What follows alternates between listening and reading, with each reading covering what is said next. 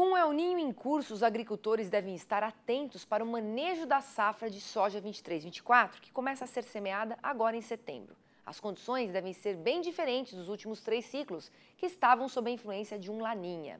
E para falar sobre esse assunto, eu vou conversar agora com o agrônomo Alan Castro, que é doutor em agricultura digital e também de precisão. Olá, Alan, seja muito bem-vindo aqui ao Mercado e Companhia. Obrigado, Priscila.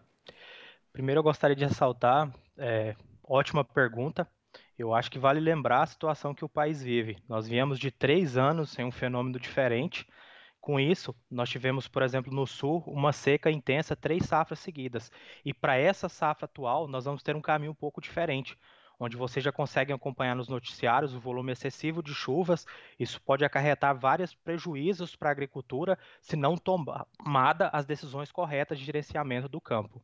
Exatamente, a gente tem mostrado bastante, inclusive, né, esses estragos aí no Rio Grande do Sul. E quais que são os principais riscos, né, para o manejo, por exemplo, no caso do sul do Brasil, como você mencionou, que está tendo essa enorme quantidade de chuva, que a gente já verifica agora e, claro, a gente sabe, olhando as projeções climáticas, que isso vai continuar acontecendo ao longo da primavera e verão. Então, Priscila, grandes chances do agricultor ter inundação no campo. Isso pode ser trabalhado, né, por ferramentas ali de gestão do solo. Outro fator também que eu diria que é muito importante para o agricultor seria o uso de variedades resistentes, porque ele consegue trabalhar um pouco essa umidade excessiva que vai ter no campo, tá? Outra possibilidade seria melhorar o espaçamento da cultura, dando mais espaço para tirar essa umidade e, claro, um entendimento maior que nesse momento provavelmente o agricultor vai ter um excesso de doenças, principalmente aí o adiantamento da ferrugem asiática, o qual ele teria que trabalhar um manejo mais eficiente de fungicidas, um acompanhamento mais direto do campo.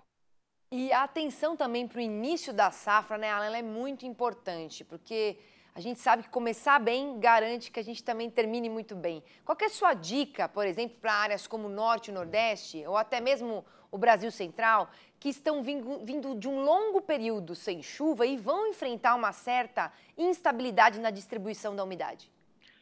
Eu diria que nós já temos visto um cenário diferente hoje. Se for olhar o centro do país, nós já tivemos algumas chuvas e o que isso pode causar? Provavelmente um acúmulo muito grande de plantas daninhas no início. Se o agricultor não fizer um manejo adequado para controlar, provavelmente ele vai ter um problema ali na safra, gerando aí prejuízos em produtividade, principalmente pela competição. Outro fator seria a falta de umidade no solo. Então, como que o agricultor pode trabalhar isso? Foco em sistema de plantio direto, tentando realmente garantir essa palhada, reter a umidade para esses períodos mais secos, garantir também, mais uma vez, a escolha de variedades resistentes a estresses, né, falta de água, porque uma vez que ele consegue escolher a variedade certa no início, lá no plantio, ele consegue manejar todo o ciclo, trabalhando ali uma adubação mais específica, trabalhando ferramentas de gestão daquela área de forma mais otimizada, para no final garantir, claro, a produtividade, que é o que todo o Brasil espera. E agora também a gente fala que no manejo pré-plantio, também que existe, é um trabalho muito importante a ser feito, existe o serviço também de mapeamento digital de plantas daninhas. E ele tem sido responsável por uma economia média de 61% nos insumos utilizados para o controle dessas ervas daninhas. Essas ferramentas digitais, elas podem ajudar os produtores, inclusive de uma forma mais inteligente nas lavouras. Eu queria que você falasse um pouquinho a respeito disso.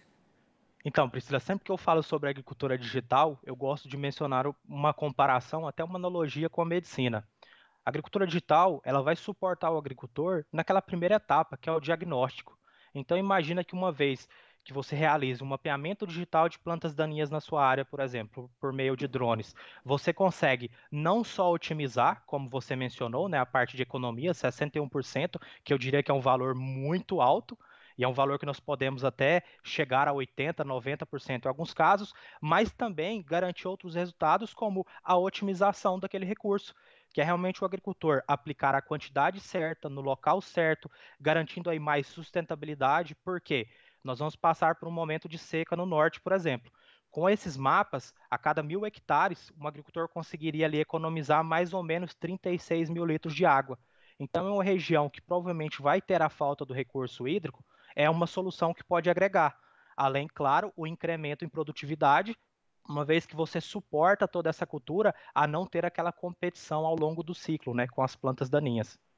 Dá para a gente dizer que planejamento, né, aliado com tecnologia, é sinônimo de economia para o produtor rural, né, Alan?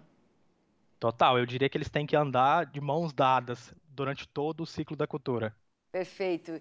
E também uma outra coisa que eu queria falar que é muito importante é a escolha, né, da variedade da semente, né, que é muito importante se for de de curta duração, de longa duração, dependendo do regime de chuvas. Queria que você falasse para a gente brevemente sobre isso. Eu acho que esse seria um dos pontos mais importantes para a discussão nesse momento que nós estamos vivendo agora, Priscila. Como você mencionou, a situação do sul do Brasil e do norte vai ser bem diferente.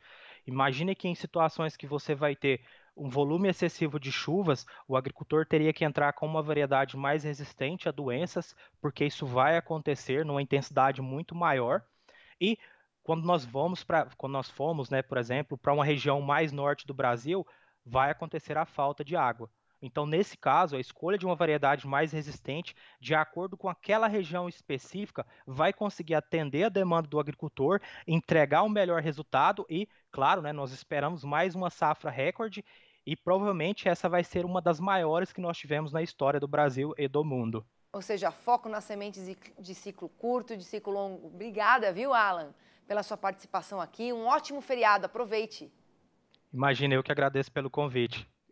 Estou sempre à disposição para falar de agricultura e agricultura digital. A Grande gente, abraço. a gente agradece.